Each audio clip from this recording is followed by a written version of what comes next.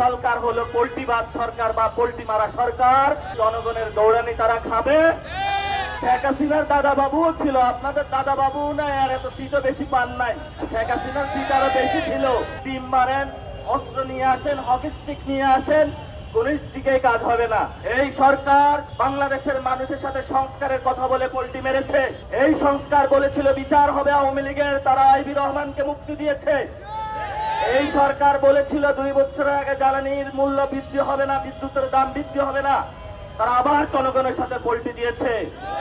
আমরা স্পষ্টত আজকে এই প্রোগ্রাম থেকে বলতে চাই, এই সরকার হলো পোল্ট্রিবাদ সরকার বা পোল্ট্রি মারা সরকার।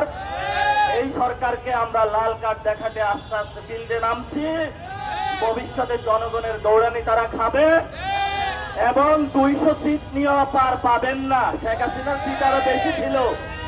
শেখ হাসিনার দাদা বাবুও ছিল, আপনাদের দাদা বাবু নাই, আর এত সিটও বেশি পান নাই। শেখ হাসিনার আরো অনেক বড় বড় কত কিছু ছিল। ইট মারেন, পাটকেল মারেন, ডিম মারেন, অস্ত্র নিয়ে আসেন, হকি স্টিক নিয়ে আসেন, কোন স্টিকে কাজ হবে না।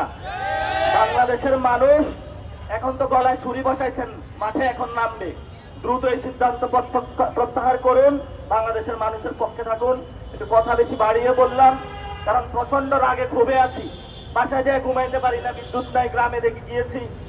আবারই হলো পাম্পে যায় হলো তেলের দাম বৃদ্ধি, অক্টেনের দাম বৃদ্ধি, আবারই এখন বিদ্যুতের দাম বৃদ্ধি, এলপিজি গ্যাসের দাম বৃদ্ধি, বাজারে যা নিত্য পণ্যের দাম বৃদ্ধি।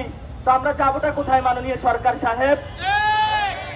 ধৈর্যের একটা সীমা আছে, সরকার হলো ধৈর্যের সীমার উপরে চলে যাচ্ছে সরকার। লেভেল নামিয়ে আসুন, বেশি বাড়াবাড়ি উড়া ভালো না। অনেক বেশি বাড়তেছেন, অনেক বেশি উঠতেছেন, অত বেশি বাড়াবাড়ি ভালো না। মানুষের কথা চিন্তা করে সিদ্ধান্ত নেন।